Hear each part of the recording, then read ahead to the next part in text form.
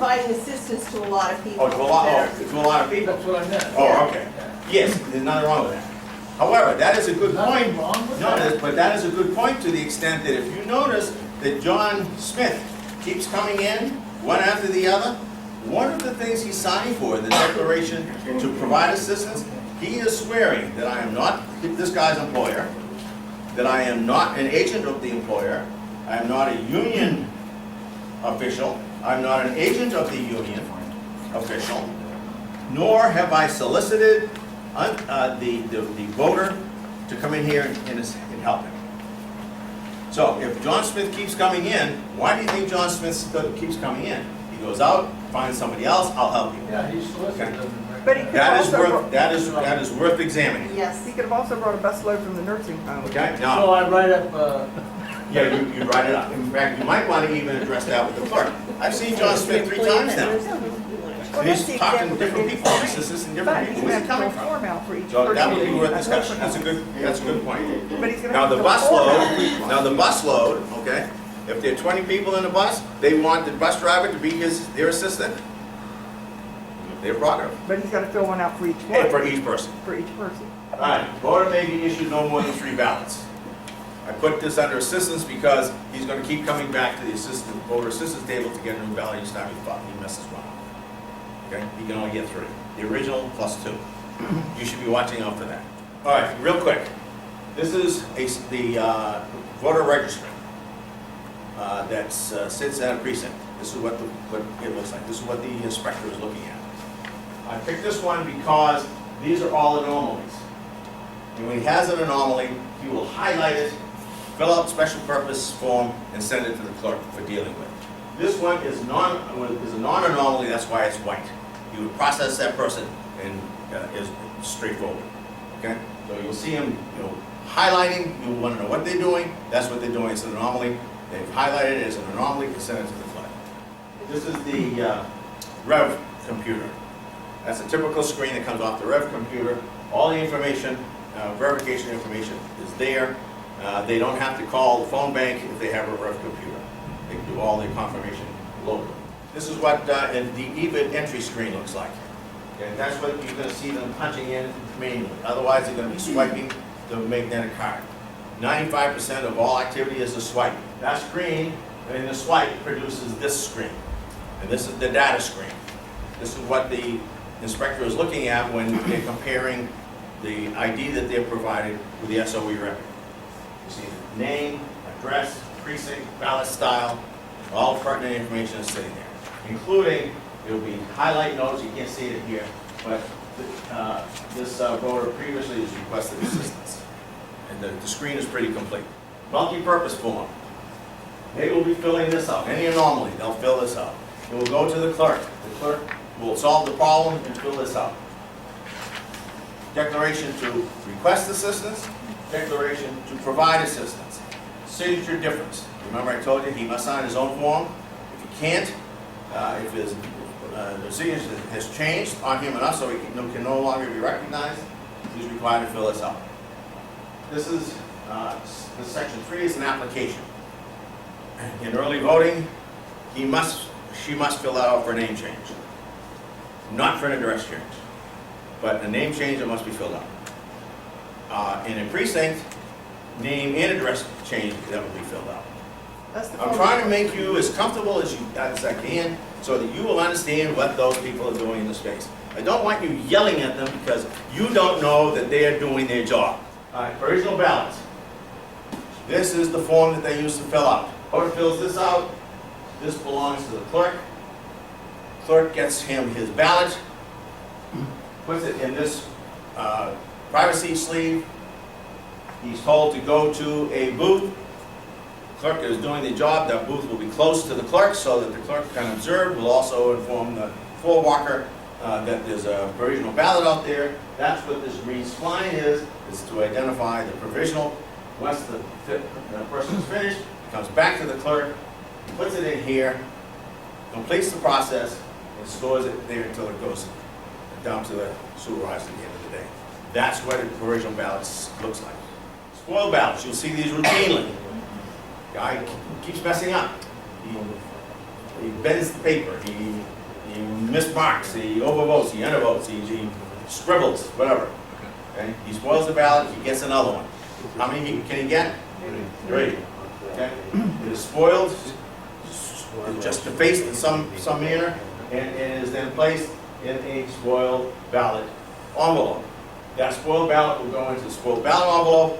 For every one that an individual spoils himself, he must sign for it. If we make the error, it goes in here, but no signature is required. This is your challenge form. Don't spend any time on it. Chances of you using it is probably pretty slim. Just, you know, it looks like that. And you're going to get it from the clerk. Ballot box and OSX machine. This is what you're looking for. That these seals are on this ballot box. That this seal and this seal is intact on the OSX machine. This is what the ballot box looks like open. The right side is where most of the ballots fall normally. The left side is where write-in ballots fall. This is a separate bin you can drop unscanned ballots in. If it doesn't get through the machine for some reason, the machine stops functioning, breaks down until they get another machine in, all of those things go in there. The voter needs to, you know, he doesn't have time to move a ballot, you put it in there for him, or he puts it in there. Okay? Normal ballots, write-in ballots, unscanned ballots. Okay, OSX machine, these are the 2 seals you want to make sure are intact. OSX serial number sits here. This window we'll talk about further. That little window, okay? When it starts up, this is what you should see. Shouldn't say anything else on here. This obviously should be the center that you're at. If there's anything other than this, then that machine is not prepared to be used. The clerk should stop all function, call SOE for action. These symbols here should all be green. If they're not green, there's something wrong. It's not set up properly. The machine will jam, fail, run out of juice. Frank, remember, that lower right is the ballot count that y'all want to pay attention to. Right here? Yeah. That's the lower right number you This need to down read. here, that's the only number you're worried about. Is this one down here. And on day 1 of early voting. It should be all All zeros. zeros. And then after that, it just adds up. I'm going to go through these real quick. These are the kinds of errors that occur at the OSX machine because of action by the voter, failure of equipment of some sort. I'm not going to go through them all. Ambiguous box, you can't identify the ballot. There are 8 or 9 of them all together. The point I want to make here is this occurs on a fairly regular basis. It's not exciting. Don't get excited. It's routine. The voter messes up all the time. So these indications will show up on that screen. It's just that what they have to, the poll worker must do, is know how to deal with them. And that's what you're looking for.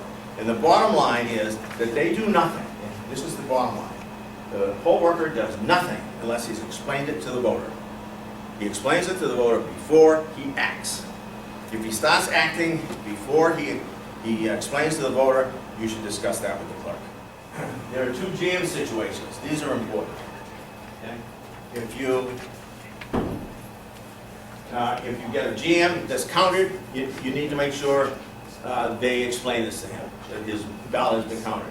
If you get a jam that is not counted, then once again, that needs to be explained to them in great detail, because the voter will get very antsy. In closing, you're going to be looking for this. An even ticket machine total match. Even tickets, total number of tickets, that passes that come out of the even machine, each voter gets.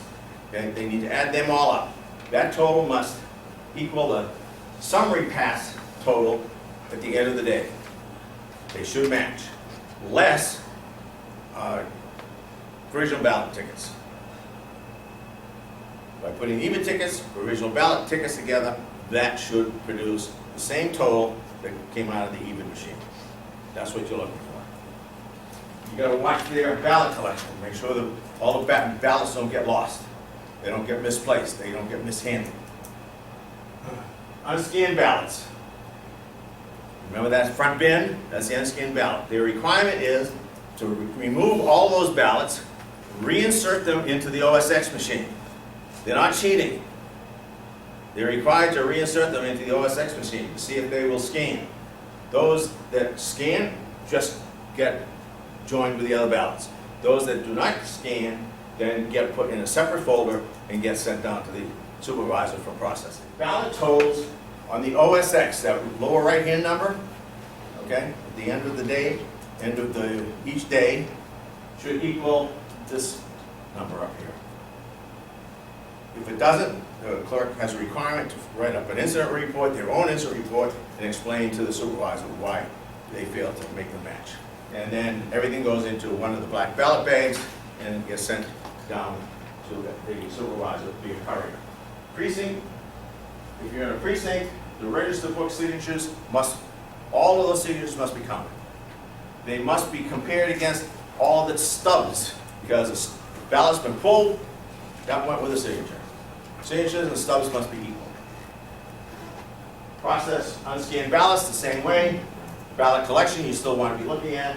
Prepared OSX and ballot bag for transportation. In that case, they do the transporting.